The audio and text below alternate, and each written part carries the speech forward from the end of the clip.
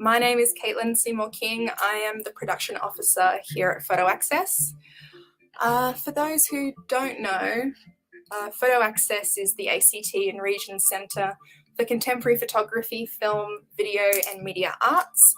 We are an established not-for-profit based in Manuka Arts Centre in Canberra, and we're a creative community making, sharing, investigating photographic culture in the interest of artistic expression, cultural participation, and positive social change.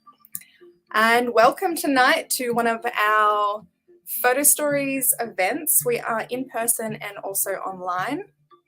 Tonight we are looking at what is astrophotography. And we have a very special guest presenter, Joe Cali. Joe has been making photographs for the past 40 years. He has a long history with PhotoAccess, and his particular passion is astrophotography.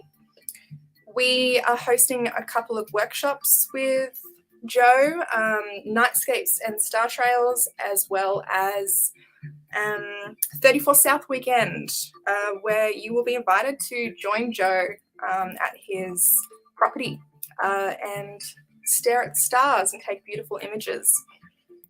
But tonight we are going to hear about the huge variety of astrophotography techniques, and as you can imagine, it's quite diverse and quite extensive.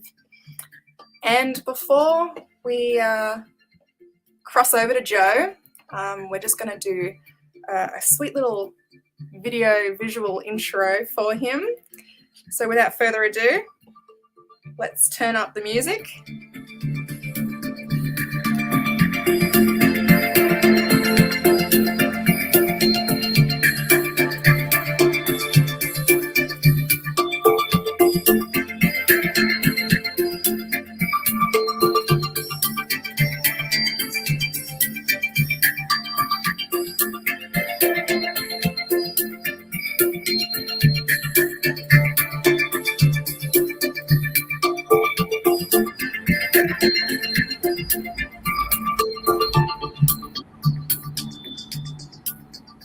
Hi, Joe.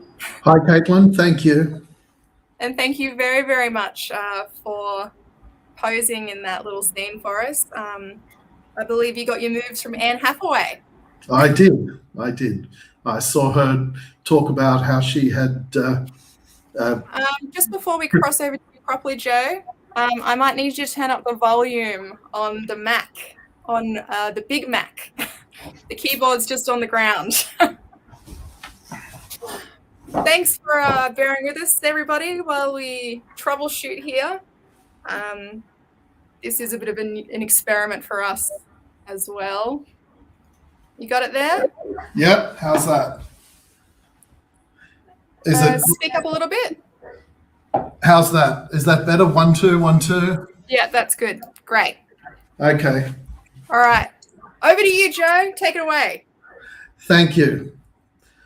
Before I begin, and on behalf of PhotoAccess, I'd like to acknowledge the traditional owners of the Ngunnawal lands on which we meet today and pay my respects to their elders, past, present and emerging.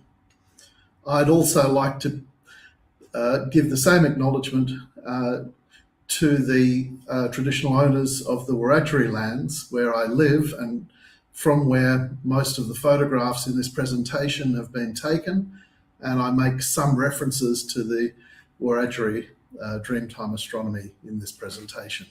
Thank you.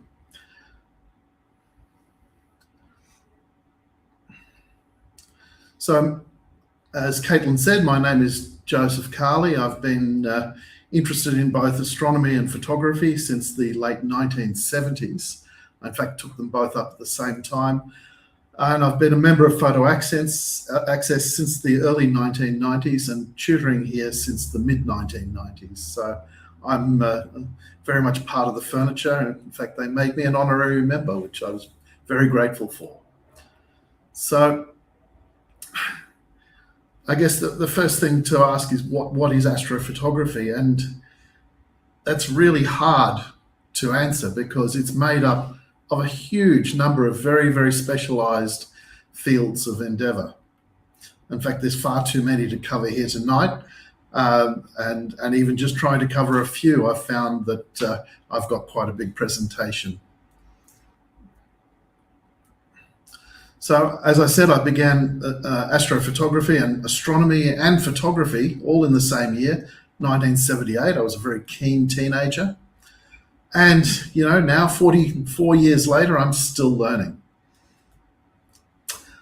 A few weeks ago, somebody sent me an old astronomy club newsletter from the 1970s that had this reference to me. And it was the secretary of the astronomy club was cleaning up the archives and throwing out stuff, and he just happened to notice my name and posted this to me. And this actually pins when I started building my first telescope. It was in September of 1978. And it says, Joe Cali has just received his mirror from Sydney. And that's, sorry, Caitlin, I bumped the mouse pad by mistake. And in fact, mirror is a bit of an exaggeration. It was in fact a kit which had 2 pieces of glass and several bottles of abrasive. And I ground the mirror. And after grinding the mirror, the next line down says ATM meetings are held every second Friday of the month. And oh, it's done it again. Sorry.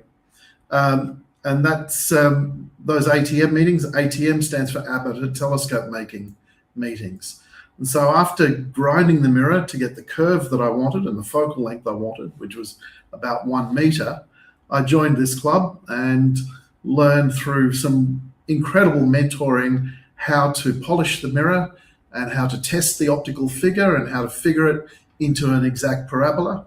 My mentor was a very hard taskmaster, and it was sort of like a polish on, polish off type Karate Kid moment. He just made me work and work and work until the mirror was near perfect.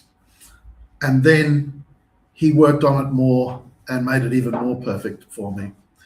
And then I started buying metal ingots, aluminium for the legs and the main mechanical parts of the telescope, and zinc ingots for the counterweight. That's this thing down here. And 2 years later, the whole telescope was finished, and I finally got to look through it in 1980. So just getting back to all of you listening to this this broadcast and the people in the room. As a beginner or an entrant into the field of astrophotography, there are some easy first targets. So the easiest is probably the moon, the sun with a lot of care, solar and lunar eclipses, and something called nightscapes, which I'm sure you've all seen some nightscapes, whether you've seen the label attached to them. It's pictures of landscapes taken at night with starry skies overhead. And also bright transient events. And these are things like meteors, conjunctions like this one here, which had Jupiter, Saturn, the Moon, and Venus all in a long line last November. And bright comets. So I separate bright comets from faint comets. There are comets that you can only see with a telescope and that you can only capture with long extended exposures with a tracking mount. But bright comets can be captured just straight on a tripod without any tracking device. And this comet in the background photo here, that was captured on film about 15 years ago. I think it was January 2007, and it's called Comet McNaught. This one lit up the sky, and this is in fact quite I think the comet was about 50 degrees across, so it actually filled the evening sky.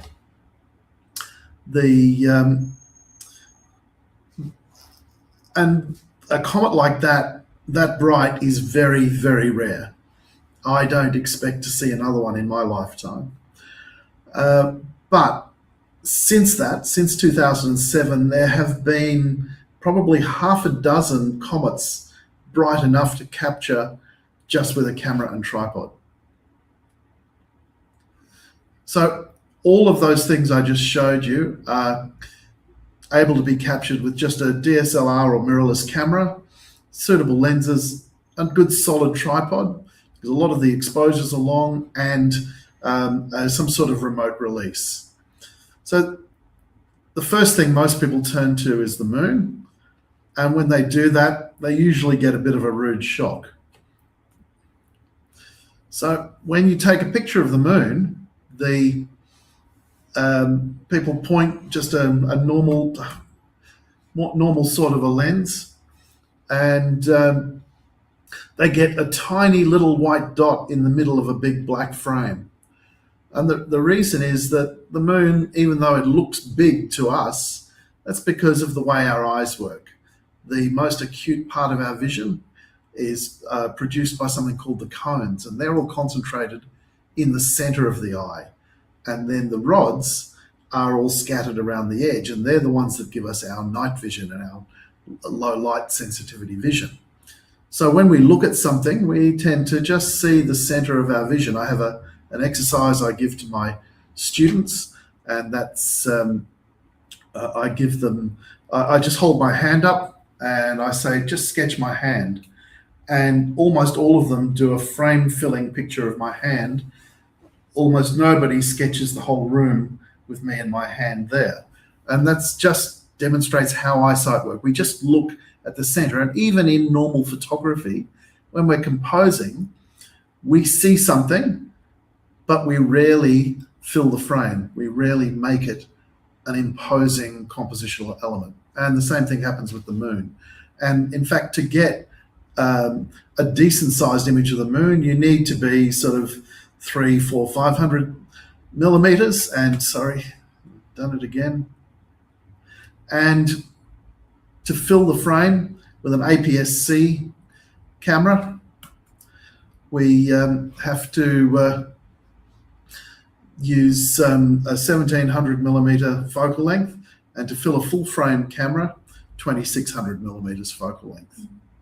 We also need aperture. So it's not just about the focal length, but it's about resolution. The resolution of a lens has got nothing to do with the focal length. It's all about how big the diameter of the lens is. So to use a 2600 millimeter focal length, you need a decent sized lens, otherwise you'll just be magnifying a blurry image. Okay. Now the other problem is exposure.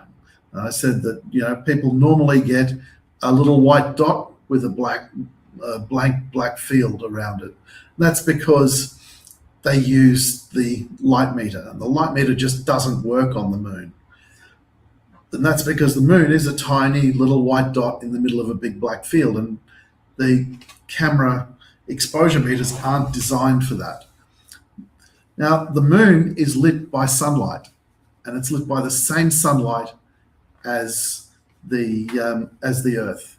So the moon is only, I think, 0.1300th or 1/3 of a percent further away, when it's a full moon, further away from the sun than the Earth.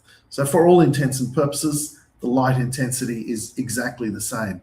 So if you get a sunny day and an average scene like this one of my front yard, green grass, blue sky, and take a picture or just write down the automatic exposure settings, you'll be pretty close. But the thing is, the Earth, that blue sky, green grass reflects 18% of the light that falls on it. So what we call middle grey is 18% reflected light. The moon is darker. The moon only reflects 7% of the light that falls on it. And so in order to brighten the moon up, we need to, just stay with me. We need to use that reading that we take during the daytime and add one stop of exposure. And then when the moon is a half moon, that is at first quarter or last quarter, we take that same sunny exposure, but we have to add about 3 stops. And when the moon is a crescent, And the reason is, as the moon's phase gets thinner and thinner, the light is reflecting off it at a different angle, and not as much light reflects back towards the Earth. So when it gets to a crescent, we have to add 5 or more stops, and that's where you really need to experiment. Sorry to interrupt you there, Joe. That's quite interesting.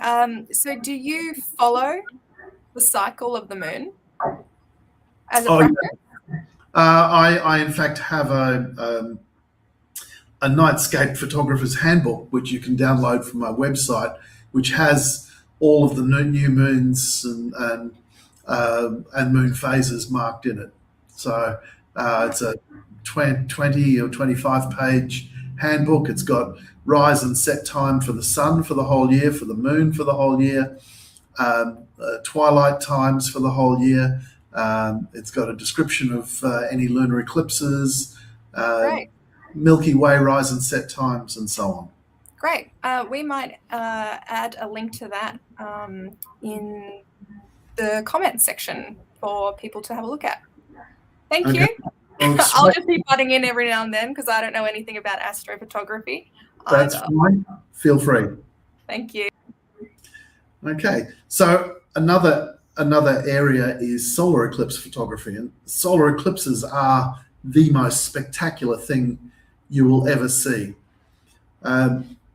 When there's a total solar eclipse, the moon completely blocks out the sun's disk, and then this, I'm afraid to touch this mouse because it's going to move I'm trying to use the mouse as a pointer, but it keeps changing slides.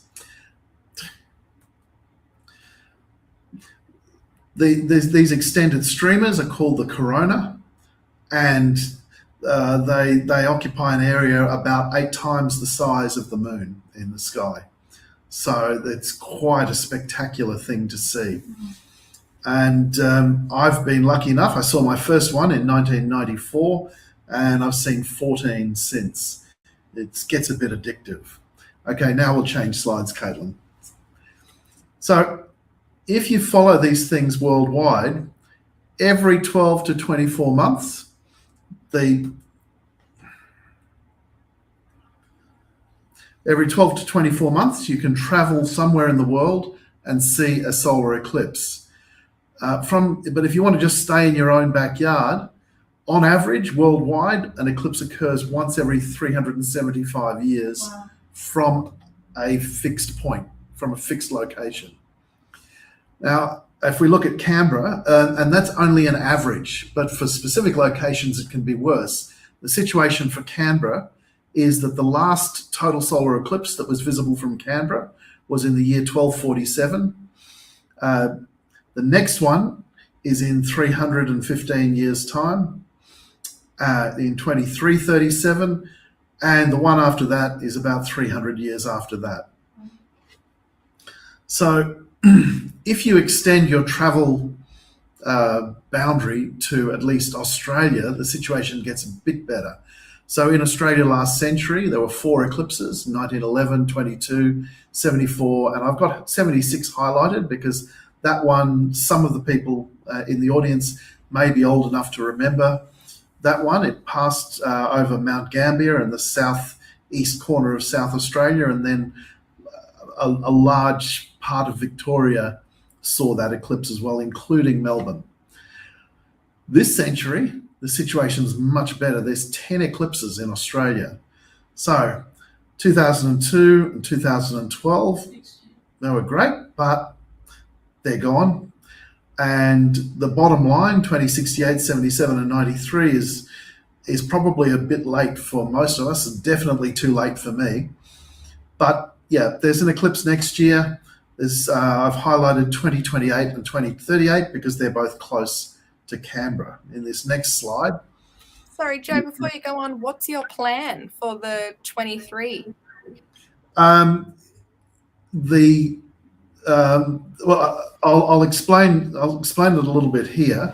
So if you look over on the 2023 eclipse is the one that just clips the West Australian coast. You can see it travelling sort of north-northeast. It's called HSE April 2023. Now, it's on the 20th of April next year, and I would like to go, but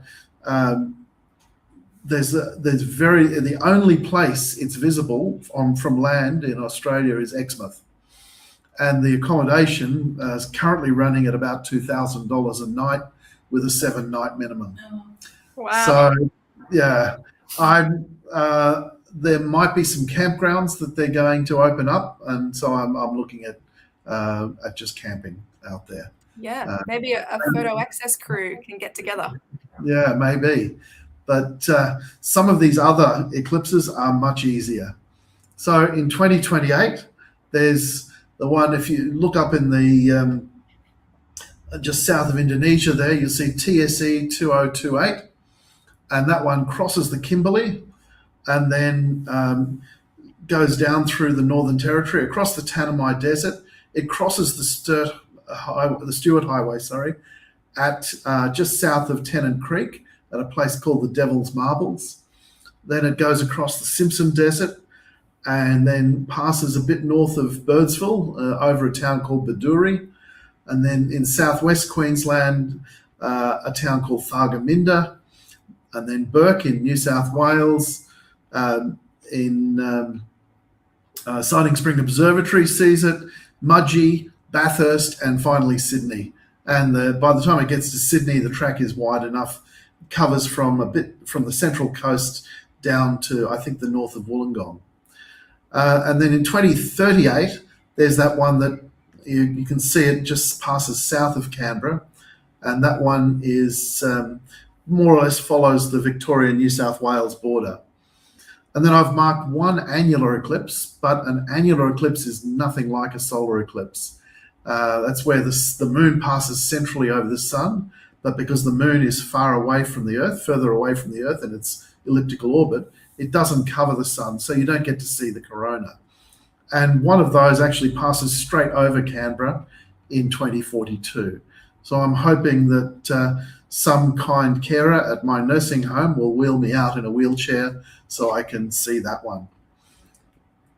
Okay, let's go on to the next slide. You need very specialized filters to photograph either the full sun or a partially eclipsed sun. So I make my own, and there's an article on my website about how to make solar filters, but I make them only from material that's specifically designed for solar filtration. I don't just use any old aluminized film. I use special film that I buy from Germany to make the filters. And those filters reduce the intensity of the light by 100,000 times. The danger with just using any old material is it might block the visible wavelengths, so it might look okay, but meanwhile, ultraviolet or infrared light is passing through the filter without any reduction and burning your retina, and then you can end up with blind spots.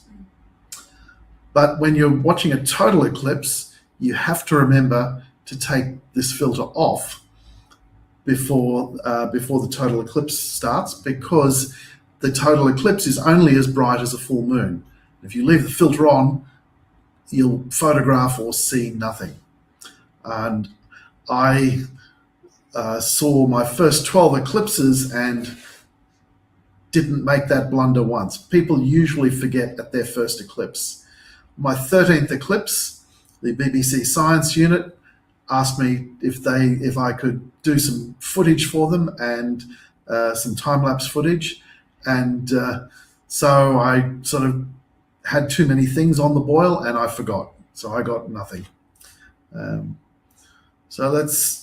There are a lot of ways. I'm going to go through these slides quite quickly, Caitlin. There are quite a lot of ways to render a solar eclipse. This is just a composite that I've made up from Wyoming in 2017 in the USA. This is the Andes on the border between Argentina and Chile in 2019, and I was, and this is spatially correct. That is, I had a fixed tripod and I took a picture every few minutes for 3 hours, and including a whole lot when the total eclipse was on. Okay, next. This is taken again in Wyoming, and this is a composite. These snow geese flew through just after the total eclipse finished. They thought it was nighttime, and so they were flying off to wherever they roost at night. And so I took the picture of the eclipse. So there's the horizon, the landscape, the sky, and the eclipsed sun. And then I superimposed the birds that flew through 5 minutes after the total eclipse finished. This one is taken in Svalbard, which is an island in the Arctic Ocean, about 800 kilometres south of the North Pole. So its latitude is +80. The temperature was -23 Celsius. And that was just a fantastic experience. We were dressed for the weather, so it wasn't really a problem. Okay, this one is taken in the Gobi Desert in China, and those little spikes you can see that look like they're all along the mountain range, they're actually on a sand dune that's just happens to almost line up with the mountain range, and they're all people. There were hundreds of people at the site, and most of them were standing on the sand dune. I got back and got them to line the horizon in this shot. Joe, I have a question about the people that you see at these eclipses. I know there's a bit of a culture for eclipse hunters. Do you end up seeing the same people?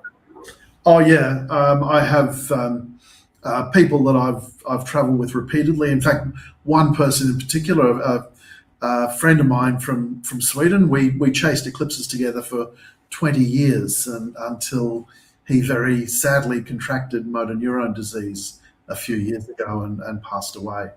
But there are other people around the world that I also, the two of us, we were always a team, and then the two of us would sometimes group up with other people that we know. So yeah, it's a big fraternity. And how many people would you expect to see at an eclipse, a solar eclipse? The total number of tourists or people that I know? Both. So I would probably bump into, if it's an eclipse like the one in Western Australia where everybody's going to be jammed into one town, I'd expect to see maybe 100 people that I'll recognise. And the town is preparing for up to 50,000 visitors. Wow. That's sort of the number that travel. Normally they're dispersed along a lot of locations. What's going to happen this time is there's going to be quite a lot of cruise ships just parked off the coast. There's going to be some flights that fly in, and people will just watch it from the airport because the town itself just can't accommodate everybody.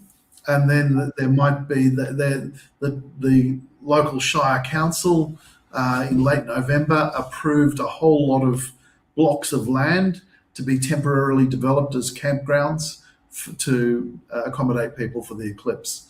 So that's where I'm hoping to be able to pick up some accommodation, because the big tour companies moved in years ago and swallowed up all the accommodation. What little bit is left, or any new developments or things like that, like I said, it's $2,000 per room per night with a 7-day minimum. So 14,000 is a bit rich. It might be a Winnebago. Yeah, something like that. I'm probably just going to bring a tent. In fact, I'm going to do a round Australia trip while I'm out there. So, yeah, that sounds great.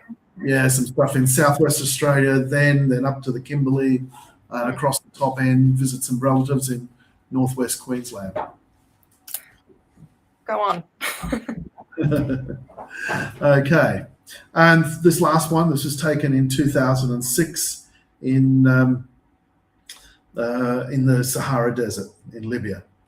So yes, I was there during Gaddafi's era in Libya. Okay, let's keep moving along now. Nightscapes. Nightscapes are these images of a landscape with a starry sky in them. There's a lot of this stuff now on social media.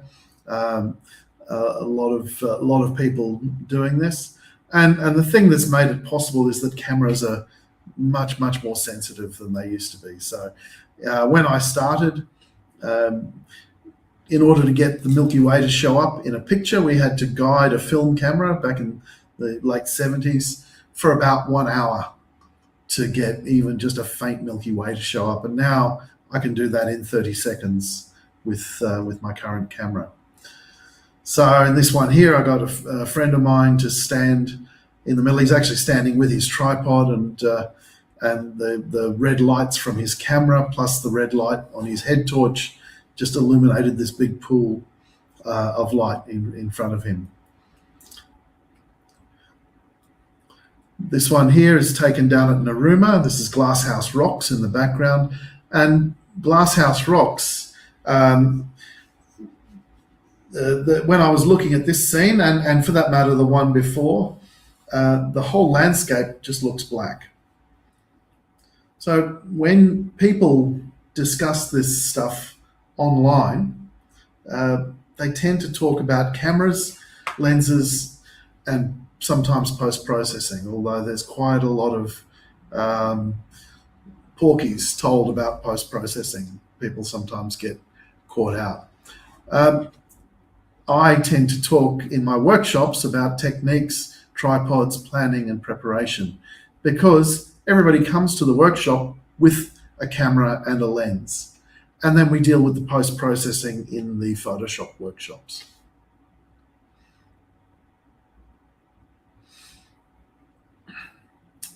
So my preferred way of doing this is to always go for a really dark sky and use natural starlight to light the landscape.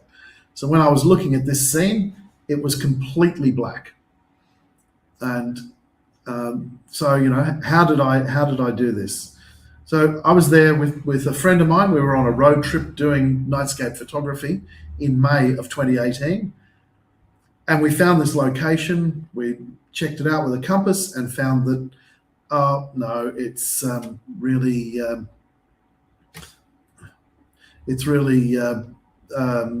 the wrong position for the Milky Way in May. Milky Way was pretty much behind in the opposite direction to which the camera is looking there.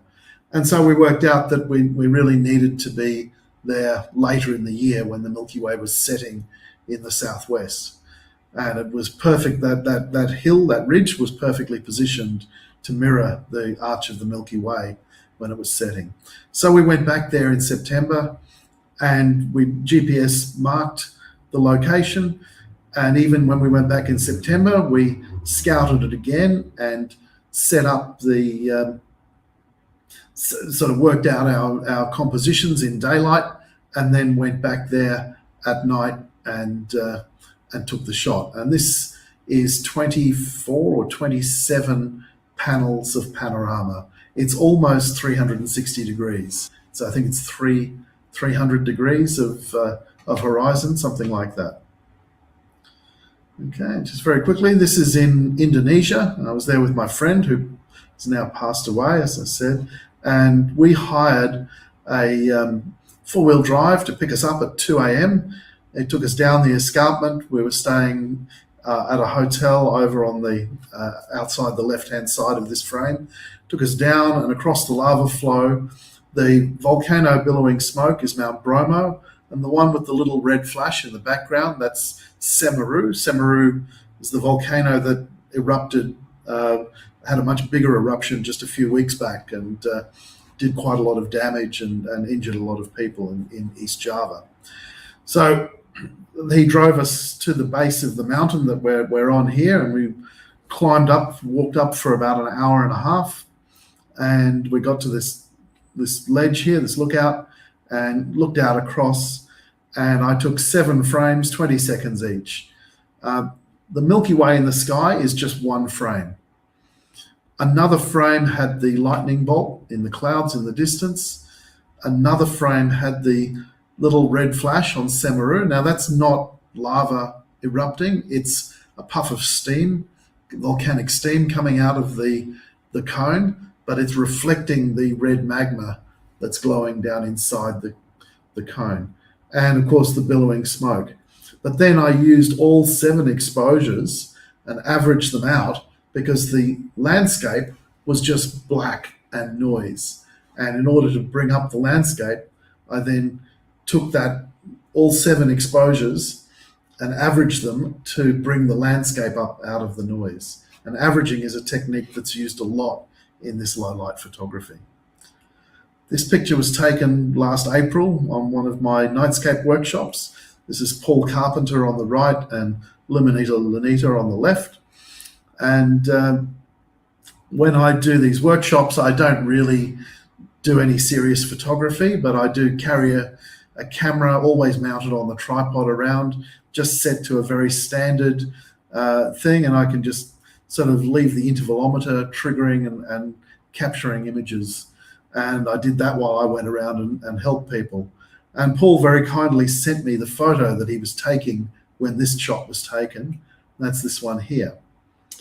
Now in this, in this shot here, Paul has used some very delicate light painting to illuminate the suspended rail lines there. There are wheat rail lines that are suspended because the bridge is washed away, and the grass is on the embankment. This picture here is one that I took on a guided shoot that I led 2.5 years ago called Murrumbidgee Midnight Madness. People who've been around with PhotoAccess for a while might remember this one from August of 2019. And the way this was taken was I took 2 exposures. I used the camera's image stabilizer to track the stars, and then that was, I think, 3 minutes, 2.5 or 3 minutes to track the stars and have stationary stars for the Milky Way, and then about 4 minutes for the landscape with the tripod fixed, and that allowed the stars to trail, and then I added the 2 of them together, and this was the image that I got.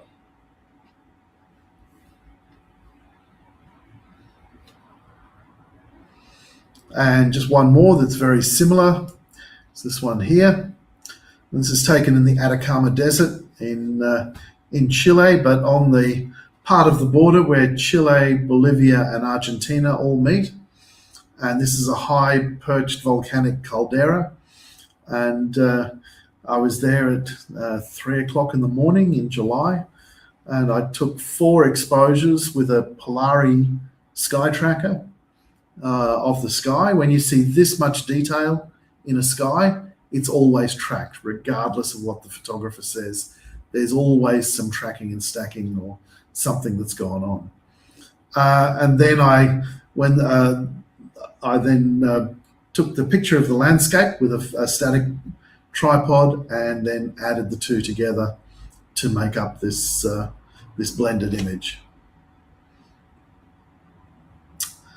This is star trail, so it's 120 consecutive 40-second exposures, and during just one of those exposures, an older 4-wheel drive that had the old incandescent headlights drove past, came around the corner, and its lights swept across the whole field and the little leaning hut, and just illuminated the whole scene for us. So I used the landscape from that one frame, and then stacked all of the star images that mostly had just a black background on top of that.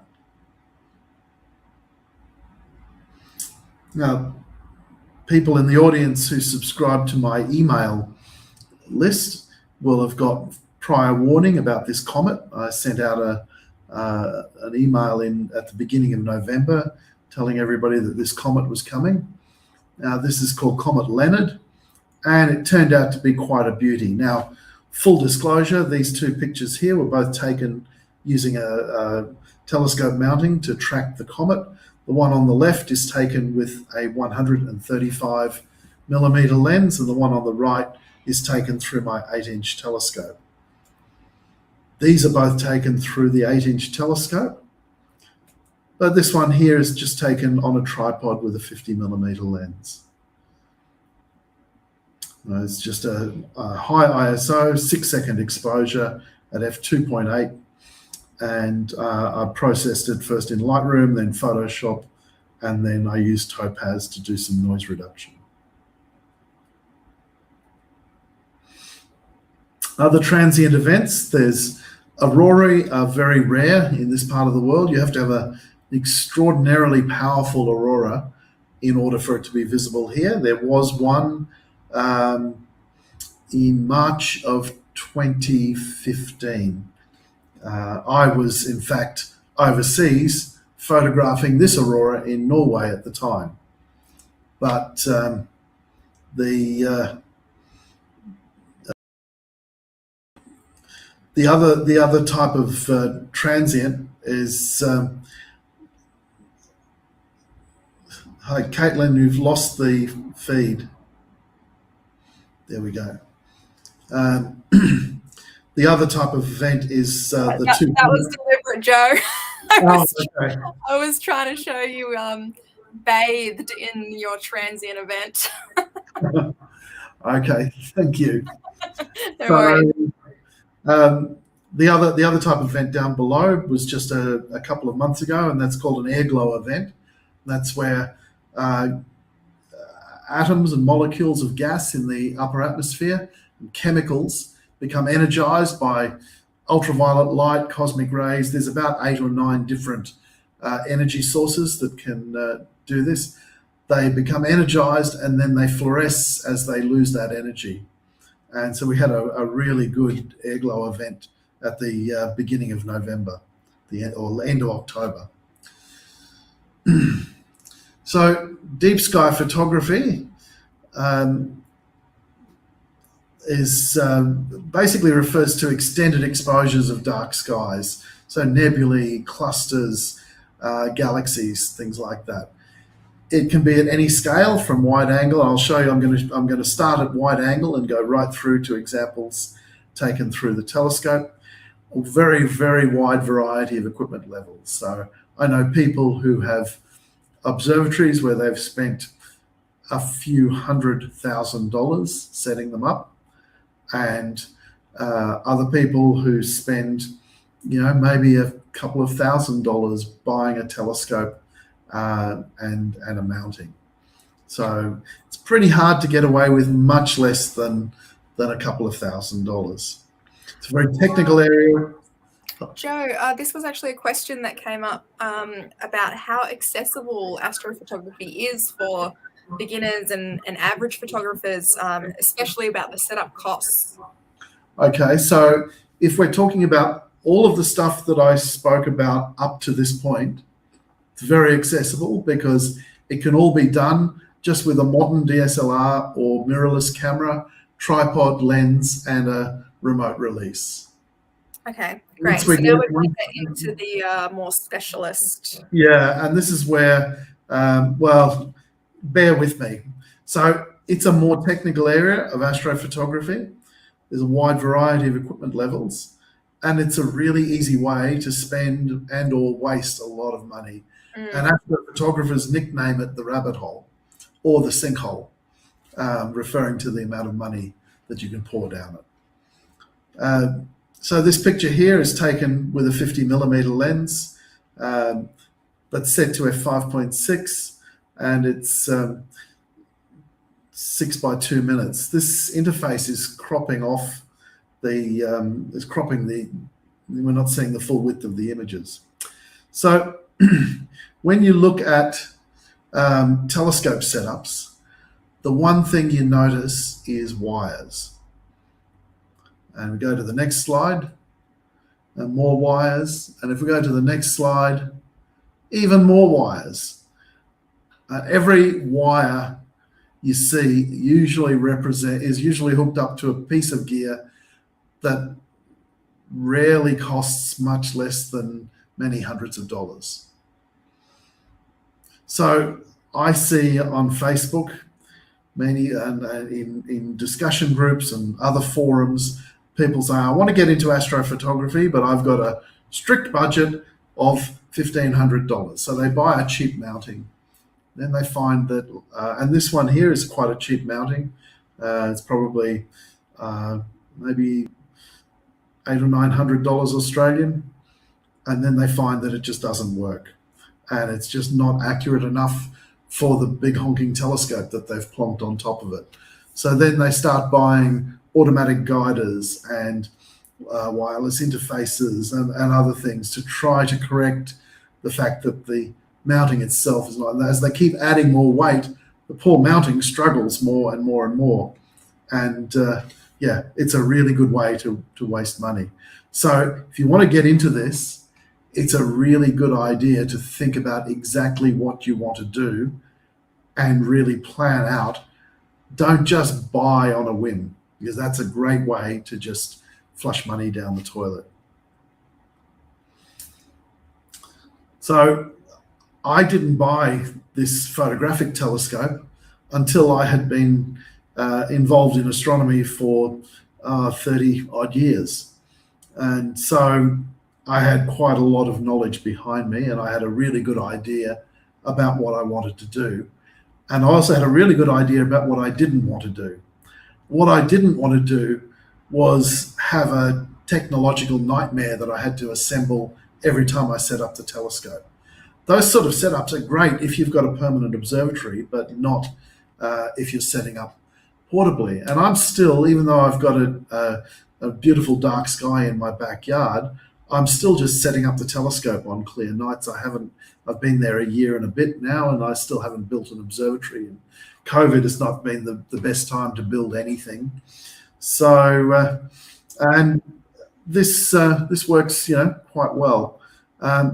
So it's a fairly simple setup. Now I have left the camera strap and the intervalometer that triggers the DSLR camera that's hanging off the back of the telescope dangling down. I never do that when I'm actually taking pictures, because they can snag and either damage the camera or the intervalometer or the telescope, and they also just wreck your pictures. So they're always tied off somewhere where they can't get snagged. And then on the mounting, in the picture on the left, there's just 3 cables to be plugged in. One goes down to a battery, one goes down to the hand controller, which is the thing that's hanging on the left-hand side, and the other one goes down to the thing that says Sky-Fi, and that's a Wi-Fi interface that lets me interface my iPad to the telescope wirelessly, and then I can control the telescope and just select something off a star map and say go there, and the telescope just goes there. There's the other thing is, by keeping it this simple, this battery that you see down the bottom, that's just a little 7 amp hour battery, and that will run my setup for about 3 hours. So if I'm just going to do a few hours of work, I can just bring out that battery that weighs a bit over 1 kilo and put it down. If I want to work all night, I've got a car battery for a small car that weighs about 9 kilos, and that will run the telescope all night and even longer if necessary. So that's my setup, and it's all relatively light. Oh, sorry, the mounting, the actual drive head of the telescope is the heaviest part. That weighs 17 kilos. The telescope weighs 6.5 kilos. The counterweights are 4 kilos each. So the tripod is quite light. So it's relatively easy to set up and easy to transport as well. Okay, next. The telescope. Where does one source such a thing? So this is a very high precision telescope. I'll talk a little bit more about that in a minute. And if you buy this new, it costs, I think, over $10,000. But I bought it secondhand and it cost me $4,000. Nice. Now, compared to the other one, the 1,000, okay, it's 4 times more expensive, but that $1,000 mounting had another $2,000 of gear hanging off it. Probably still wasn't going to be working very well. So the telescope, and I buy a lot of my gear secondhand. I bought the telescope new, costs about $2,800, and I bought this one secondhand. Again, it was about 7 years ago, and I got it for $800. So if you're patient and you've sort of got a shopping list, and that's what I do, I plan out what I want to buy, and then I just scan secondhand. Like, there are some places where you can buy quality astronomy gear secondhand, and I just wait for it to come up, because eventually, sometimes it takes years, but somebody will eventually sell it. And yeah, so if I bought all of this new, I would have been looking at $15,000. But as it was, I've spent about $4,700 on this setup, not including the camera, which I had already bought for my photography. So, but what I haven't done is bought a specialty astronomical camera, which can be another $4,000 or $5,000. So they're quite. If you want to get a large format sensor, specialty astronomical camera with cooling and so on, they cost anywhere from $4,000 to $6,000. I don't know. I may buy something secondhand. Okay. Let's keep going, because we've still got a bit of a way to go. So when I'm not taking pictures straight through the telescope, I'll use a telephoto lens and camera just straight on the mounting, but of course with a lot less counterweight. This EM200 has this high precision motor drive, but that's no use unless you have a very precise, what's called polar alignment. So what is polar alignment? So for this illustration, I've turned the Earth on its side. This is the North Pole. Is that the line? The horizontal line represents the Earth's rotational axis, and the part on the right is the North Pole. On the left is the South Pole. So if you use an altitude azimuth mount, or if you don't polar align properly, then the telescope rotates in a plane that is not the same plane as the Earth's rotation. But if you precisely align the polar axis, one of the axes of the telescope, so it's exactly parallel to the Earth's rotational axis, then if the mounting can turn very precisely 1 revolution per day, it will keep track with the stars. And that's what my mounting does, that very, very well. So let's just... So the problem a lot of people run into is actually doing an accurate polar alignment. There are a lot of ways to do it, and I've only listed a handful here. So you can go with computer-assisted things, and you're looking at, up to another $500. It depends what equipment you already have. There are some systems that utilize, some of your existing equipment, and some where you have to buy everything from scratch. So it could be up to $500 to buy a computer-assisted things, but these things work quite well. They analyze images that you take as you rotate the telescope, and it tells you how far off you are, and it helps guide you to the pole. There are manual methods using a compass and an inclinometer. That never gives you a really precise thing. The other thing is any sort of digital inclinometer that I've seen. So this is like an app on your phone, or one that you buy from a tool shop. They're only accurate to plus or minus 0.2 of a degree. 0.2 of a degree is not very precise for polar alignment. But in a World War II Army surplus mortar inclinometer is accurate to 0.03 of a degree. Oh, sorry. Can you explain why that is? What's the link? Well, because they wanted the mortars to hit exactly where they wanted them to hit, so they had to make them very precise. But the the modern digital things, they just slap them up out of China with some Yeah. a tilt sensor that just doesn't have the resolution. If you buy one that costs $300 or $400, yes, they'll have the resolution. But if you buy one that costs $20, they won't. And if we Well, go, it's yeah. good army technology. So the army one, yeah, they were beautifully made. I've got a picture coming up of that. There's a thing called the drift method, which is a very slow iterative method. It's very accurate, but it's extremely slow. There are manual methods. There's a thing called an optical polar finder. So my telescope has a little finder scope right through the guts of the main axis. So I can look through that and try to find the stars that are near the pole. The problem I find is that when I've got the telescope loaded up with the telescope and the counterweights and the camera and everything, plus the weight of the mounting, there's about 40 kilos there. So you can't exactly sort of swing it around freely looking to find the pole stars. And even though I know that part of the sky really, really well, I struggle to find those pole stars. What are the pole stars? Do we know them colloquially as constellations? It's called. There's one called Sigma Octantis, but Sigma Octantis is actually not that close to the pole. And the ones I use, they're very, very faint, and you would never have heard of them. And they just have big, long star designations. They don't have names. Right. But in the northern hemisphere, they have one called Polaris. But likewise, it's not very close to the pole. So this method so I thought about it a few years ago, and these are sort of three options for an inclinometer.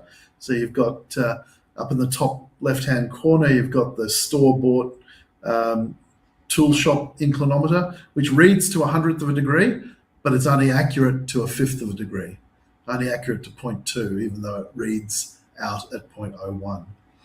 The one on the left is an iPhone with an inclinometer app in it.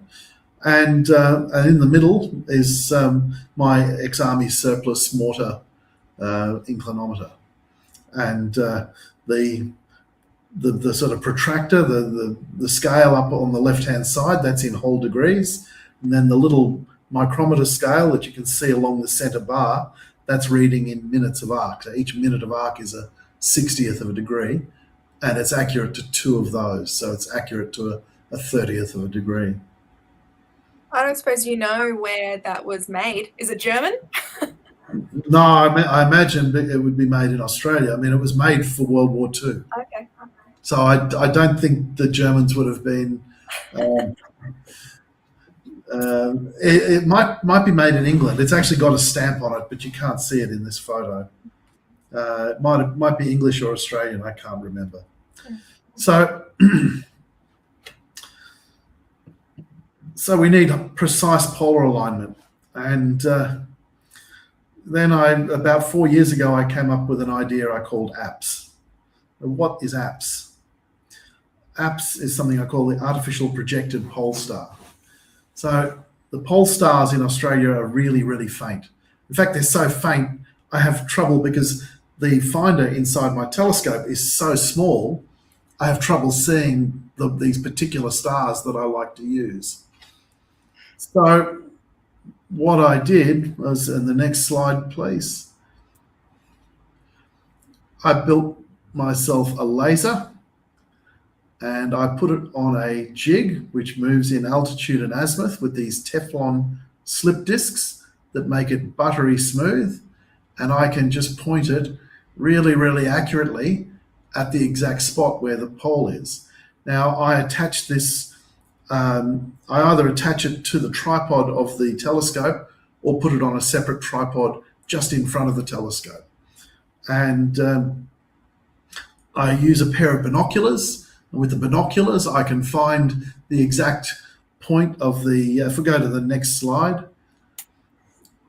I can find these very faint stars. These are too faint to be seen with the naked eye, but they're quite easy in a pair of 7x35 binoculars that I normally use. I find these 3 stars and they surround the pole, and they're only a few minutes of arc, so just 7/60ths and 9/60ths of a degree away from the pole. And I point the laser right in this spot, and this little circle here is a 1 arc minute or 1/60th of a degree radius, and I can usually get it pretty close. Sorry, leave it there. I can usually get it pretty close to that.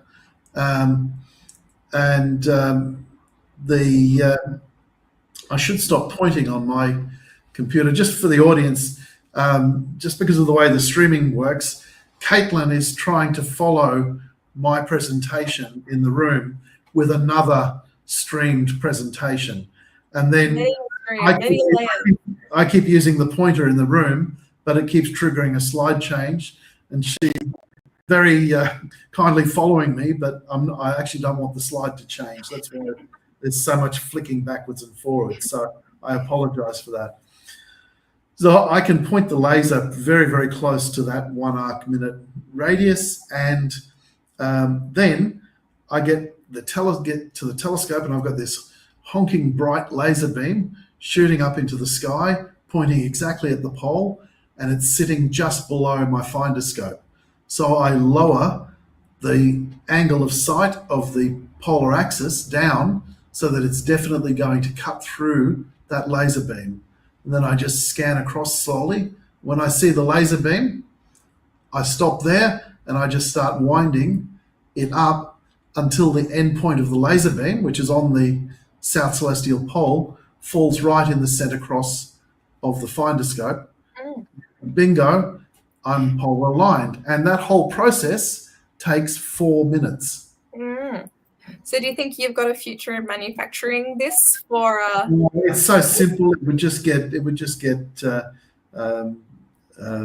copied in China.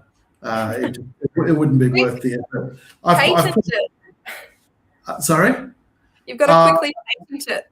International patent costs about $100,000 20 years ago. I don't shudder to think what it costs now. Yeah. So no. I'm happy to just share this. But people seem to be really, cling on to their computer assisted stuff. But this thing just works beautifully simply. It's really precise, and I'm set up in 4 minutes, and I didn't have to spend $500. The laser attachment cost me about $30 to build. Wow. So, and you can build it yourself very easily even out of wood.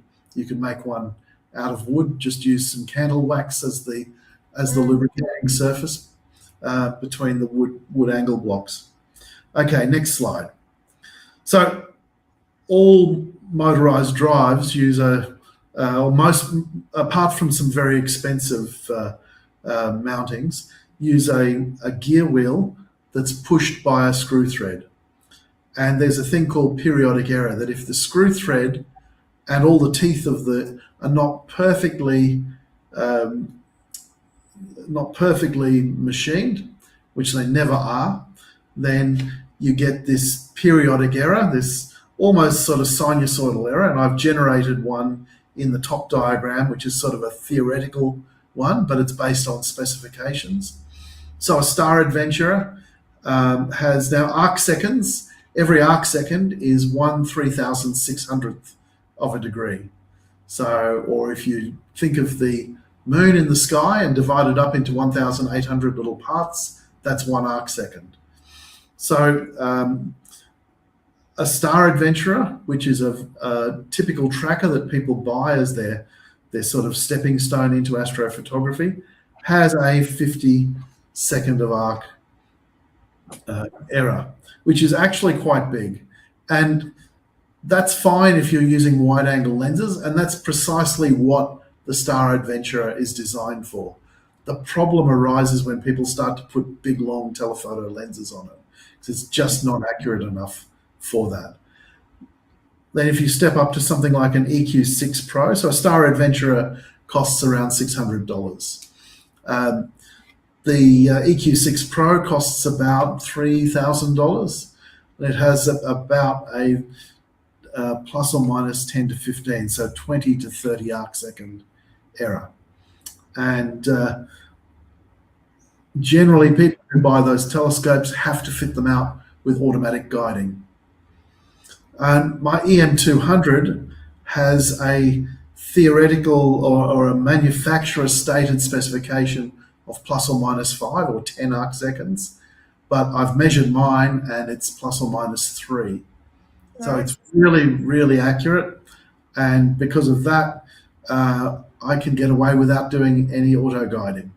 And all of the photography I'm going to show you is all, I've got the motors tracking and I've done my accurate polar alignment. But apart from that, sometimes I go to bed and I just leave an intervalometer triggering the camera, and they mostly work out fine. The other diagram I've got down in the bottom corner, bottom right-hand corner, that's a real-world periodic error graph. So it's not that nice, smooth curve, but it's a mess. And that's because there are other gear components further down the gear train toward the motor that also have errors in them, and they contribute to all the other little jumps and bumps. Now, over the years, I've been taking photographs for 40 years. I've gone through a lot of lenses, but I've settled on 4 lenses that take really good astrophotographs. So the problem is that stars are a pinpoint image, and they're a really, really critical test for how good optics are. So these particular 4 lenses that I've got have, with testing, I've turned out to be the best lenses that I have, and so I use them over and over again. Let's go to the next slide. I want to go through these for the rest of the presentation quite quickly. So this is taken with a 14mm Samyang lens, and it's tracked. All of these now are tracked images, and you can see the 2 Magellanic Clouds. They're 2 galaxies that orbit our Milky Way galaxy, and what you're seeing there is the summer part of the Milky Way. I've called it the other Milky Way. So it's not the center of the galaxy that most people photograph. This is the part that you see at this time of year in summer. Next one. So this is Orion. So the big red loop, that's called Barnard's loop. That's glowing hydrogen gas. The blue star at the top center is Rigel, and the orange-yellow star at the bottom left is Betelgeuse. You can see the 3 belt stars of Orion. There's a bit of red just above the right-hand belt star. That's where the Horsehead Nebula is. And up above, you can see what's normally called the Sword of Orion, and that big glowing area there, that's the Great Nebula of Orion. And I've got closer images of all of these. This is also taken with a 50mm lens, but it's a 12-panel mosaic. So it's 2 panels wide and 6 high. And I think this image ended up at 4 gigabytes or something. I could make a wall-sized poster out of this thing. Yeah. So each image is 60 seconds at ISO 1600 f2.8 with the 50mm lens, and I stitched them all together. The picture of the person at the telescope was done afterwards because nobody can stand perfectly still for 60 seconds. So that was done as a silhouette at twilight another time, and then I just blended that into the image for effect. The next image is a complex called the Gum Nebula in Puppis. The Gum Nebula is a very large supernova remnant. Are you with me, Caitlin? I don't know if I've dropped out or if Caitlin's dropped out, but I'm not. She's not staying with me, so I'll just wait until she comes back.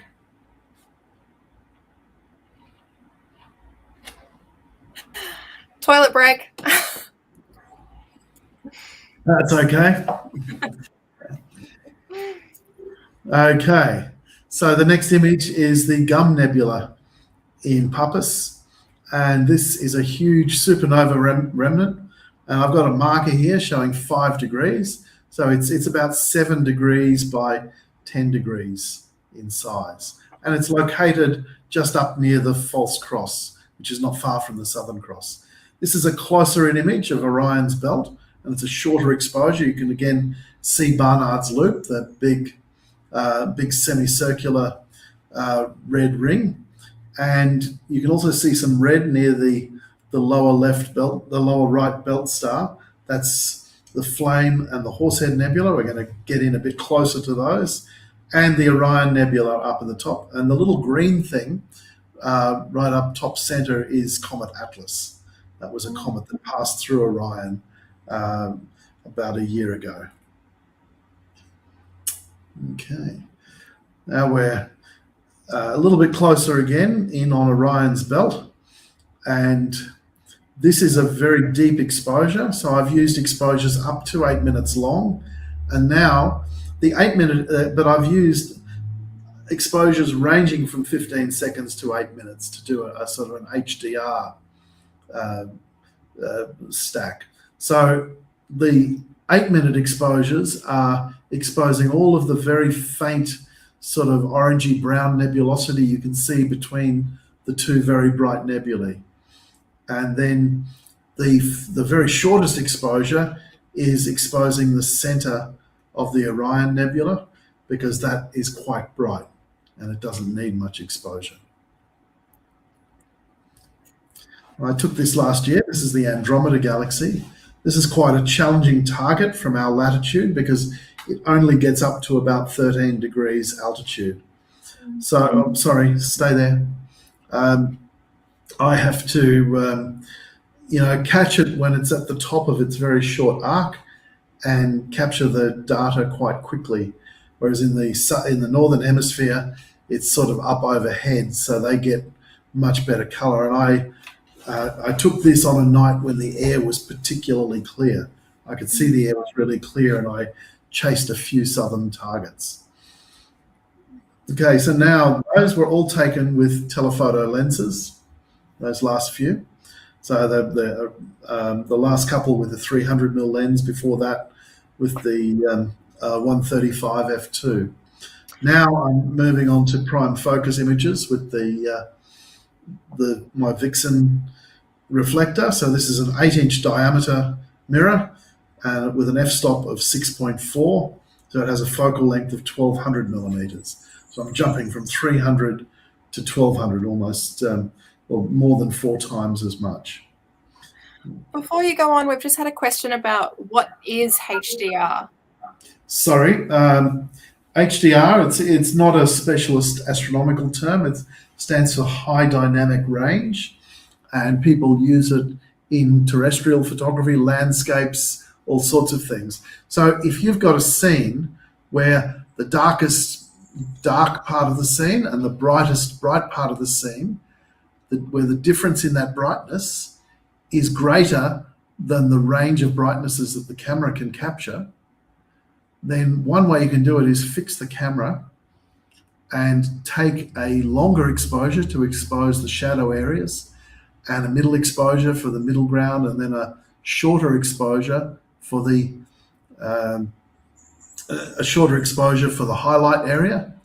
And then in Photoshop or Lightroom, you can blend those so that you use the short exposure and mask it so that it shows the brightest areas, and the long exposure, mask that so it's showing up the darker areas. So you can contract that very, very broad light range into a small enough one that can be displayed in a photograph. Mm. Thank you. Okay, so I've got two photographs here taken. So all of the photographs from now on, they're all taken at nearly 1300 millimeters focal length. These are called globular clusters. This one, and we'll jump to the next one, Caitlin. So both of these, they're the two brightest globular clusters in the sky. One is called Omega Centauri and one is called 47 Tucana. Not very inspiring names, but they're all ours. They're very far south. The 47 Tucana is near that Magellanic Cloud, that dwarf galaxy that I pointed out in the wide field photograph. And Omega Centauri, this image here, is quite close to the pointers, to the Southern Cross. And they are both visible to the naked eye. And because they are, early astronomers both assigned them star designations, which is where their names come from. They're actually named as if they're stars, because with the naked eye, they look like faint, fuzzy stars. Okay, let's go to the next pair, and I'll do two of them together. This one here, and then the next one. And then if we just jump back. So this one's called the Dumbbell Nebula. This one does have a descriptive name. Early astronomers using smaller aperture telescopes could only see the central bright bar and two bulges at the end. They thought it looked like a dumbbell, and that's where it got its name. Through my 18-inch telescope, you can actually see everything you can see here, but not colour. That's because our eyes, when our eyes are seeing in the dark, they don't see colour, they see monochromatic. And our colour vision is our daylight, bright light vision. Really? Yeah. At our night vision, it always looks purple. You think about seeing in the dark, it always looks sort of bluish purple. And that's because there's two different types of receptors in the eye. One are called the rods and one are called the cones. The cones are all concentrated in the center of the eye. They give you your acute vision, your sharp vision. It's what you use to read. And they also give you your color vision, but they don't have low light sensitivity. They only let you see in brighter lighting. On the outside of the eye, and you've probably seen when you walk from a bright room outside, it takes you a little while for your eyes to adapt to the dark. So that's when your light sensitive receptors, called the rods, are chemically charging up so that you can see in the dark. They are about 1,000 to 1,500 times more sensitive than the cones. But it takes about 10 to 40 minutes for most people to adapt to the dark.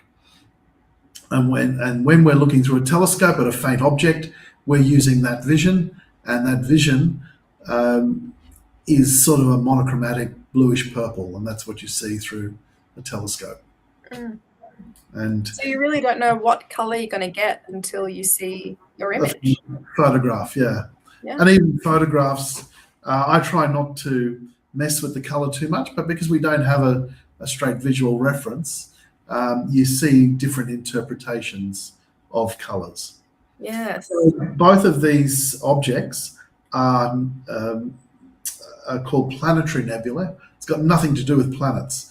What they are is a gas shell in space that's been formed by a star going nova and blowing off a layer. If we go to the next one, this one's called the Helix Nebula, and this has undergone many, leave it there. It's undergone many explosions, and if you look over on the right-hand side of the image, you can see a couple of other faint echoes, and this there are actually many rings. And when these are photographed with special filters called narrowband filters, you can actually see lots and lots of rings and lots of very intricate detail. Okay, let's go to the next one. This is also a nova remnant. This is called Eta Carina. This is located down near the Southern Cross. And the dark lanes are dust that are in space between us and the nebula. And the nebula, you can see a sort of a yellowish star just to the left of center. Sorry, I can't, for people on streaming, I can't point, but yep, that's the one. That one there, thank you. That's the star, Eta Carina. And the Hubble telescope has taken a picture of that star, and it's currently in the process of blowing itself into two pieces. So there are these pictures of the star just blowing up, and there's two lobes currently sort of ejecting out from it. Yeah, wow. Okay, let's go on to the next one. So this is the Horsehead Nebula. They're in the belt of Orion, and the Flame Nebula. The flame is the one just below the big bright star, and you can sort of see why it looks like a red flame. And the Horsehead, again, the thing that produces the Horsehead, the red is hydrogen gas that's been excited and it's emitting red light. So, and then the horse head is actually dust that sits between us and that nebula that creates that silhouette that looks like a horse's head. Okay, I can't see it. I can't see the horse's head. Sorry, it's if you go from the bright star. Yeah, that's it there. Yeah. Sorry, it's not very big on the screen. It's if it was full screen, you'd see it a bit better. Be ahead. Okay. Let's go to the next one.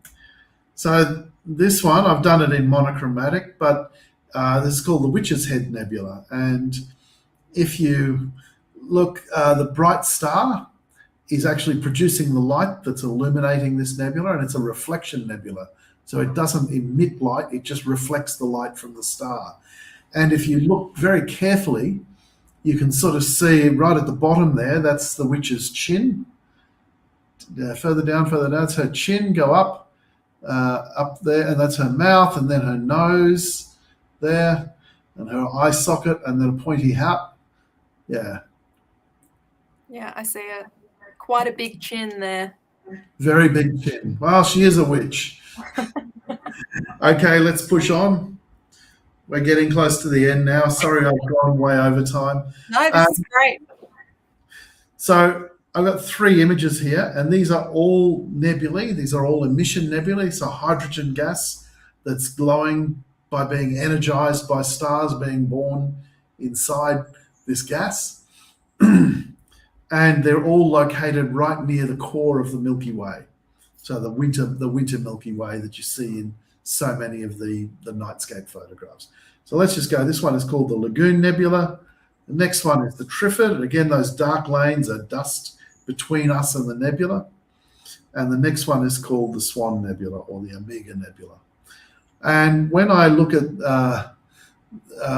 this in a telescope, I can see the swan. But it's funny, when I look at the photograph, I see the swan in a different shape. Yeah, that's the head and the neck, and that's the body. But when I look through the telescope, that little dark arch at the bottom, yeah, that one. Yeah, no, the other one you were just on, to the left. No, not that far. At the bottom of the bright bar. Yeah. Yeah, there. That looks more like the neck of the swan, and the little bright bit at the top looks like the head. So it has quite a different appearance through a telescope than it does in a photograph. Okay, let's push on. Getting to the end now. So this is a huge nebula called the Tarantula Nebula. It's in the Large Magellanic Cloud. So it's actually in another galaxy, but it's still enormous. If it was in our galaxy, it would absolutely dominate the sky. And this one is located just on one edge of the nebula. So now let's jump right out of our galaxy and let's look at some other galaxies.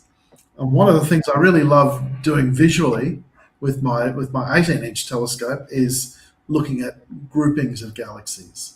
This one here is called the Grus Quartet. It's 4 galaxies, and they have the inspiring names of NGC 7552, 7582, 7590, and 7599. But I love looking at this through my telescope. I can see the grouping of 3 in the center really nicely.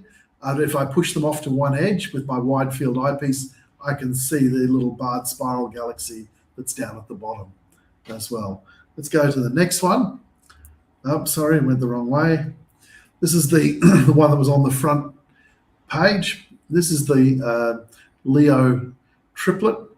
The Leo triplet is 3 galaxies in the constellation of Leo.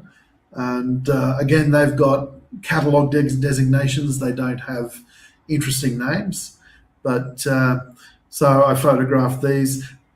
By the way, I'm having a ball living out in the country. Almost all of the photos taken through the telescope, all of the telephoto stuff, and all taken this year. The sky is always clear at Yarm.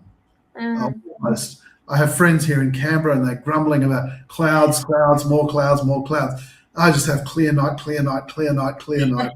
I'm just having a ball out there.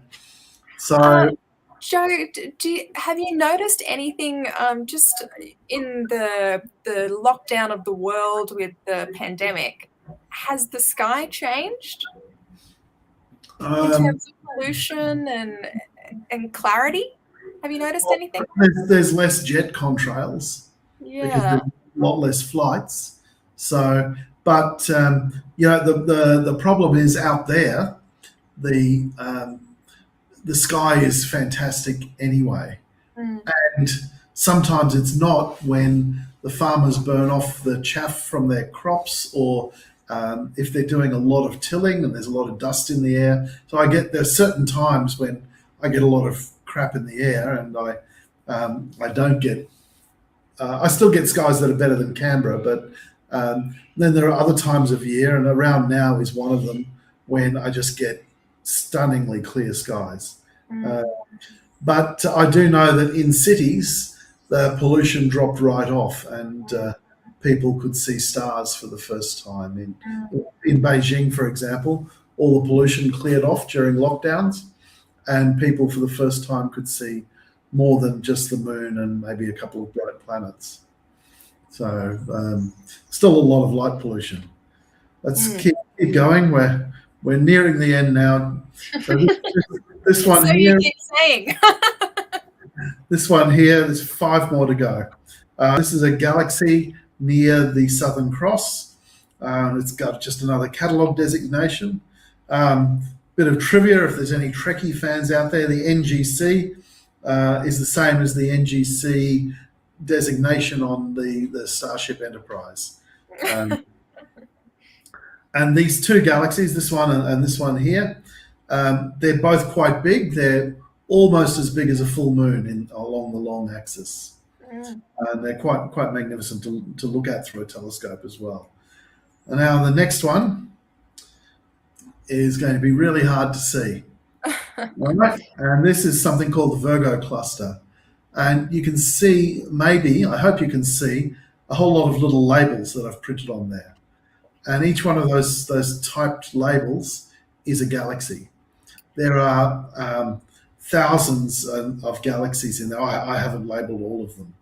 So let's go on to the next one. We're going to zoom in on the top part of this image. This is something called Markarian's chain. And it's a long chain of galaxies. I'm not even showing all of it here. And with a telescope, just viewing, you can just scan along and look at these.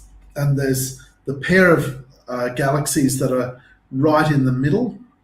Those 2 there, they call them the eyes of Markarian. And there's even just in that's just one small patch of sky. And there's, I don't know, at least a dozen galaxies there. And another couple that I've put in the inset that were just outside this frame. Okay, let's go to the next one. Thank you very much. Thank you. That was fantastic. I don't know how many people are in the room with you there, but yes. Congratulations. Thank you. Yeah, it's fascinating stuff. So when you said, that there'll be particularly good skies right now, how long will that last for? So last year, the burn-off started in late March. So there was a couple of weeks in March when they did a lot of burning off, and there's a lot of smoke in the sky. So it is really about human activity. Yeah. It wasn't bushfire. It was they were burning instead of tilling in, they were just burning off the chaff from the fields. So I don't know. They must work out that's a more cost-effective way to deal with it. But I'm not really sure of the reason, but they do that.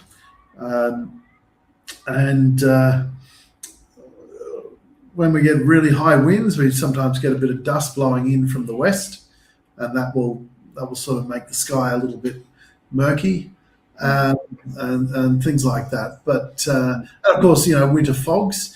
It's actually a few degrees warmer here than Canberra, consistently. Maybe 2 to 4 degrees warmer nighttime and day. So we get far fewer fogs, far fewer frosts, things like that. But I would yeah. like to ask you to talk about the feeling that you get when you're able to see these things and these extraordinary events, these extraordinary pictures that's very special. It's very privileged position to be able to see such a thing. Absolutely. And, I retired about 18 months ago, and pretty much it was always my intention on retiring to move out to, or at least to buy a nice dark site in the country where I could do my astronomy. And the opportunity came up, sort of was possible financially to retire a bit early, and so I did. And and I straight away started looking. And once I'd retired, I didn't need to look quite so close to Canberra, which meant I could go a bit further out to better skies and also better weather, because Canberra, unfortunately, is a bit of a cloud bowl. And people who want to get into this sort of work, if you're going to drive out of the city, don't drive south, because you're still staying in around the mountains. It's the mountains that either create the cloud or collect the cloud. Drive over the range, drive out through the Barton Highway and out past Yass. Once you get past Yass, the number of clear nights just increases dramatically. And by the time you get out here to Young, over Christmas, for example, friends in Canberra barely got to see that comet. So it was visible in dark sky for 3 weeks, 21 nights. I had 15 of those nights perfectly clear and one night partly clear. So, and Joe, do you think you're an addict? Oh, absolutely. I mean, 44 years. Look, to be honest, work and life and things got in the way, and tutoring at PhotoAccess kept me very busy, and so there was actually I never lost the interest in astronomy, but there was quite a long period where the only thing I was really doing was solar eclipse chasing, which is basically a holiday once a year. But I sort of had a long hiatus from nighttime observing from about 1990 until 2014, and then I got back into it again. But I always kept that telescope I built, because I sweated blood to build that telescope.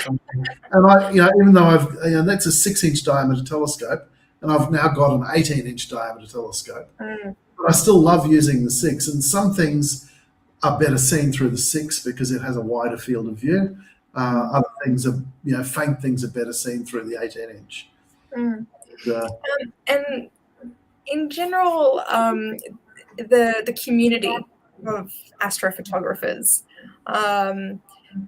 there's a nice question here which asks, is there a bit of like a highbrow and a lowbrow type of astrophotography?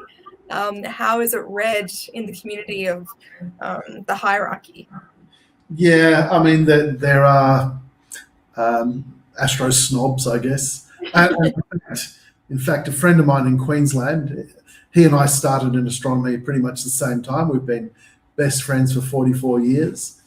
And because I only use a DSLR and I don't use a specialist astro camera, a few months back he said to me, "Are you ever going to do proper astrophotography, or are you just going to stuff around?"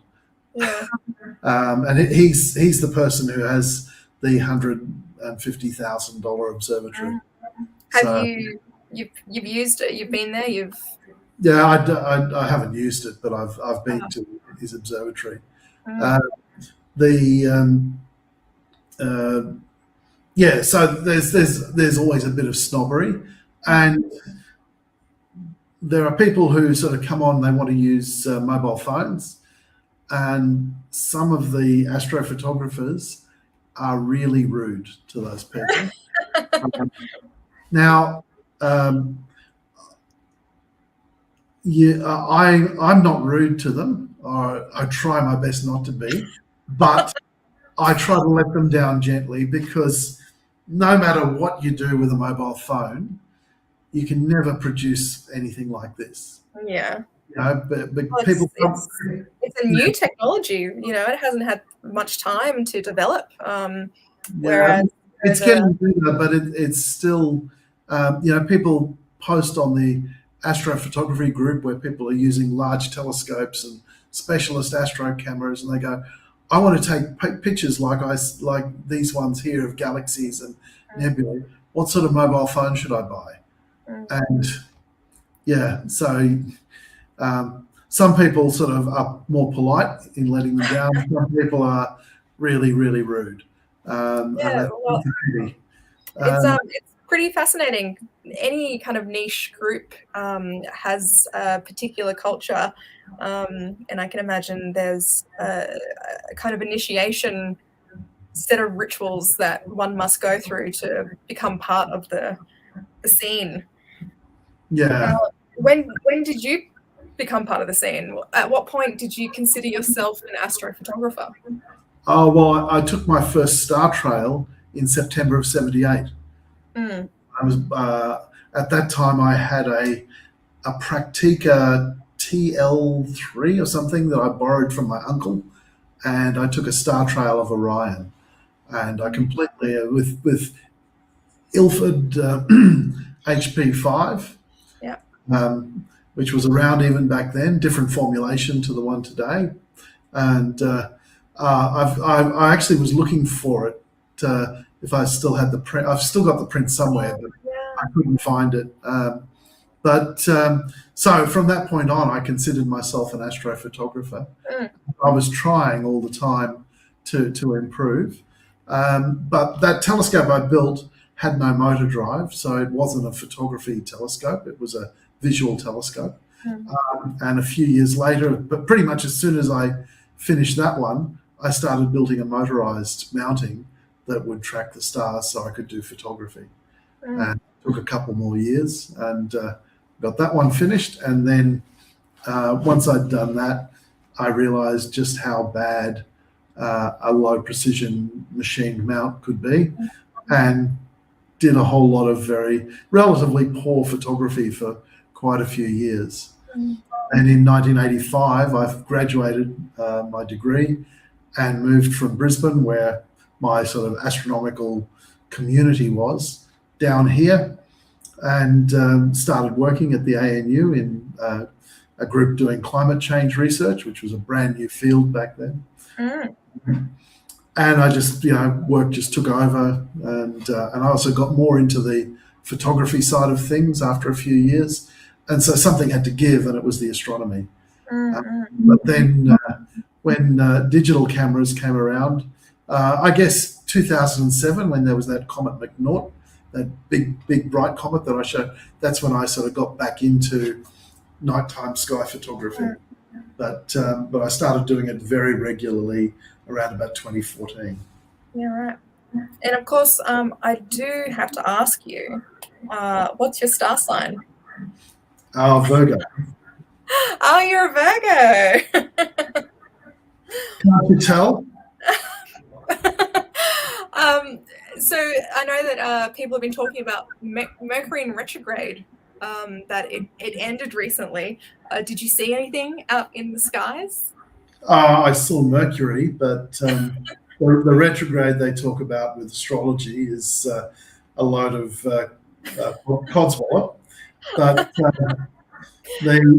the planets do retrograde, and all the retrograde refers to is the fact that the Earth is going around the sun, and Mercury is going around the sun, and Mercury overtakes the Earth, then it turns the corner and goes back. So it seems to reverse direction. It's rounding the corner, and its orbit is only 88 days. Ours is 365 and a quarter days. So it goes around roughly 4 times in every one of our years. And so we see it sort of round the corner and then reverse to it. So it gets to its out to its elongation and then turns back again and then pops out in the morning sky, gets out to its maximum elongation, turns around and heads back towards the sun. It does this 4 times a year.